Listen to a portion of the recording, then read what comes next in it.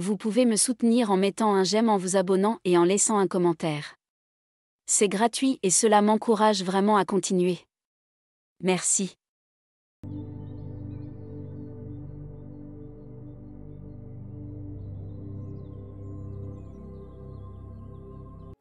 La plus grande partie de la souffrance humaine est inutile.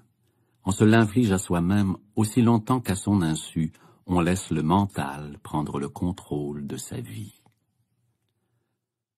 La souffrance que vous créez dans le présent est toujours une forme de non-acceptation, de résistance inconsciente à ce qui est. Sur le plan de la pensée, la résistance est une forme de jugement. Sur le plan émotionnel, c'est une forme de négativité.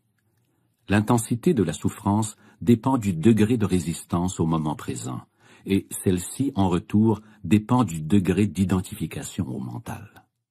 Le mental cherche toujours à nier le moment présent et à s'en échapper. Plus on est à même de respecter et d'accepter le moment présent, plus on est libéré de la douleur, de la souffrance et du mental. Pourquoi le mental a-t-il tendance à nier l'instant présent ou à y résister? Parce qu'il ne peut fonctionner et garder le contrôle sans le temps, c'est-à-dire sans le passé et le futur. Il perçoit donc l'intemporel instant présent comme une menace. En fait, le temps et le mental sont indissociables. Imaginez la Terre dépourvue de toute vie humaine et n'abritant que plantes et animaux. Y aurait-il encore un passé et un futur? Parler du temps aurait-il encore un sens? Bien sûr, pour fonctionner en ce monde, nous avons besoin du mental ainsi que du temps. Mais vient un moment où ils prennent le contrôle de notre vie, et c'est alors que s'installe le dysfonctionnement, la souffrance et le chagrin. Pour assurer sa position dominante, le mental cherche continuellement à dissimuler l'instant présent derrière le passé et le futur. Par conséquent, lorsque la vitalité et le potentiel créatif infini de l'être, indissociable du moment présent, sont jugulés par le temps, votre nature véritable est éclipsée par le mental. Une charge de temps de plus en plus lourde s'accumule sans cesse dans l'esprit humain. Tous les individus pâtissent sous ce fardeau, mais ils continuent aussi de l'étoffer chaque fois qu'ils ignorent ou nient ce précieux instant, ou le réduisent à un moyen d'arriver à quelque instant futur qui n'existe que dans le mental, jamais dans la réalité. L'accumulation de temps dans le mental humain, collectif et individuel, comporte également en quantité immense des résidus de souffrance passée. Si vous ne voulez plus créer de souffrance pour vous-même et pour d'autres, si vous ne voulez plus rien ajouter aux résidus de cette souffrance passée qui vit encore en vous, ne créez plus de temps, ou du moins, n'en créez pas plus qu'il ne vous en faut pour faire face à la vie de tous les jours.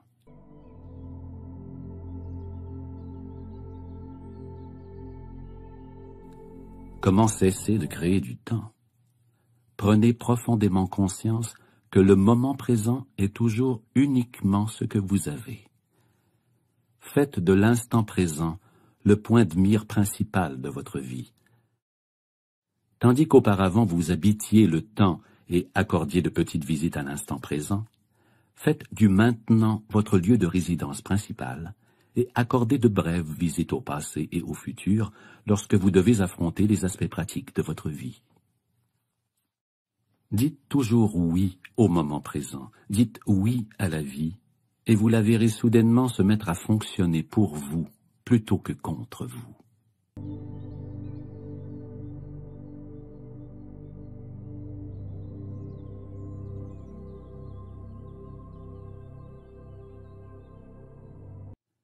Quoi que vous réserve le présent, acceptez-le comme si vous l'aviez choisi.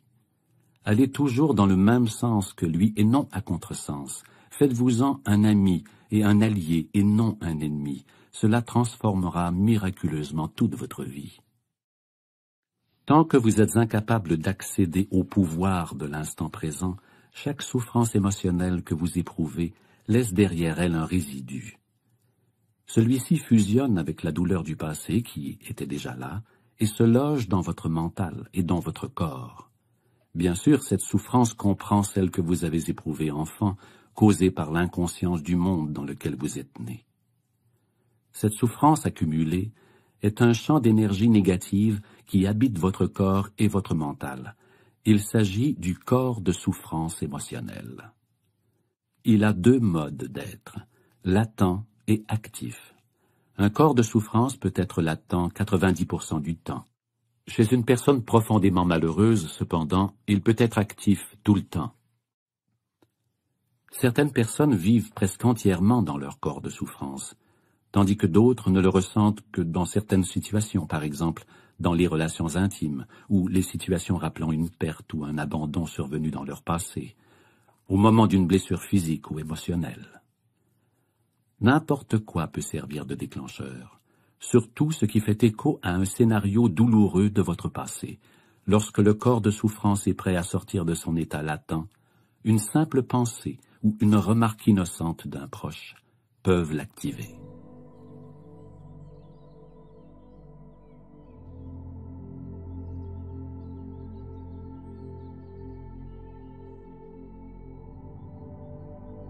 La peur semble avoir bien des causes, une perte, un échec, une blessure, etc. Mais en définitive, toute peur revient à la peur qu'a l'ego de la mort, de l'anéantissement. Pour l'ego, la mort est toujours au détour du chemin. Dans cet état d'identification au mental, la peur de la mort se répercute sur chaque aspect de votre vie. Par exemple, même une chose apparemment aussi insignifiante et normale que le besoin compulsif d'avoir raison et de vouloir donner tort à l'autre, en défendant la position mentale à laquelle vous vous êtes identifié, est due à la peur de la mort. Si vous vous identifiez à cette position mentale et que vous ayez tort, le sens de votre moi, qui est fondé sur le mental, est sérieusement menacé d'anéantissement.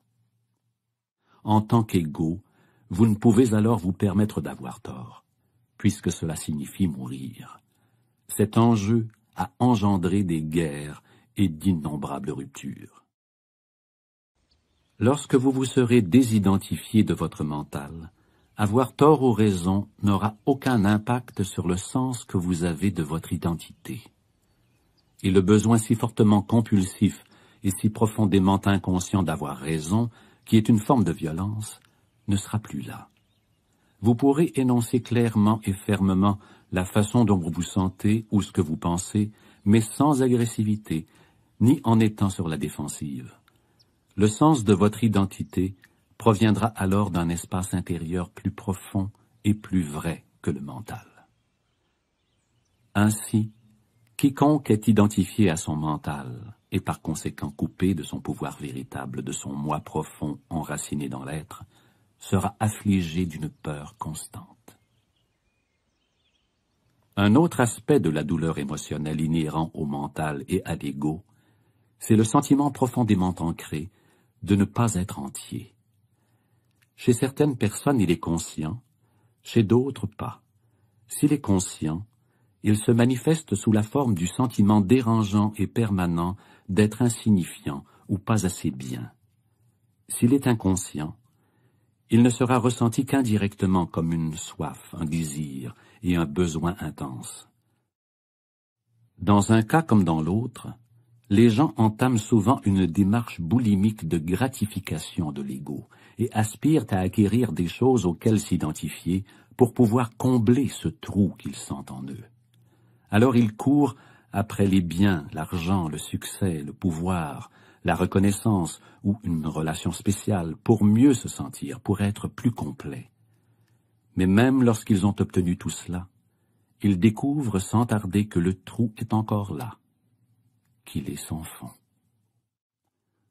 L'ego cherche à s'identifier à des objets extérieurs, les biens matériels, le statut social, la reconnaissance sociale, les connaissances et l'éducation, l'apparence physique, les aptitudes particulières, les relations, l'histoire personnelle et familiale, les systèmes de croyances et souvent aussi les formes d'identification collective, qu'elles soient d'ordre politique, nationaliste, racial, religieuse ou autre. Vous n'êtes rien de cela. Tout cela, vous devez y renoncer tôt ou tard. Vous connaîtrez vous-même la vérité par l'expérience. Au plus tard, vous la connaîtrez lorsque vous sentirez la mort approcher. La mort vous dépouille de tout ce qui n'est pas vous.